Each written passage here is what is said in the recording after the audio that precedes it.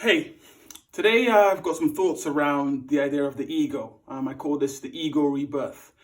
And the reason for that is that typically the idea of the ego has a really bad rep, right? I'm not a behavioral psychologist necessarily, so I'm not speaking from an academic perspective, but from more of an experience perspective. Typically someone's called, egotistical, someone's got a big head, and you're probably thinking, yeah, you would say that, Jones, and maybe you've got a point to that, right? But I feel like there are a couple of things at play, and I feel like there's a real opportunity to reevaluate our perspective of ego and actually seek out the development of a healthy ego in our attempt to optimize and achieve the levels that we need to achieve. So there's bad reps around ego, and I'm with you on that. You don't want to be too proud. But I think when we're talking about the ego, for me, what we're talking about is two things. We're talking about two vices, right? The vice of deficiency, and the vice of excess. So the vice of deficiency when it comes to ego is this idea of low self-esteem, low self-image, and negative self-talk. And I'll come to that. And the vice of excess when it comes to ego is this idea of being proud and haughty and lofty. And you don't want to be on either side of the spectrum, right? But that doesn't mean we want to dismiss the idea of the ego at all. We want to be in the middle of that vice when it comes to how our perception of ego. And that's because of this idea, as I say again, around self-talk and our self-image and our self-esteem. Because life happens, right? Shit happens.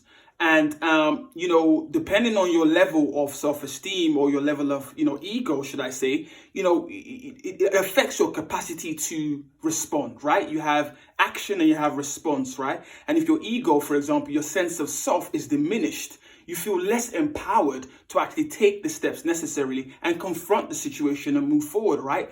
I think about my career in sales. My first ever job was as a salesperson selling photocopiers door to door. And I'm going there and I'm knocking on doors and people are slamming doors in my face and people are saying all sorts of things to me. It's my first job. I don't really know how to finesse things, but I strongly believe it was my sense of ego, my sense of self that allowed me to not take that as a personal reflection of me, but to understand that this was part of the experience and to just keep optimistic and look to the next, right? So what we're talking about here is developing a strong ego, a strong sense of self, self-esteem and self-talk. And how do we do that? There are a couple of strategies. If you research it and investigate it on your own, I'm happy to help as part of the Hunter's Circle. But one easy thing you can do as part of a meditative practice is to engage in affirmations and increase that kind of speaks to your subconscious mind and engages your self-talk and start to redefine, retune your internal dialogue to help you to be more optimal, to help you to be more optimistic and kind of change your posture internally so you can actually start to step forward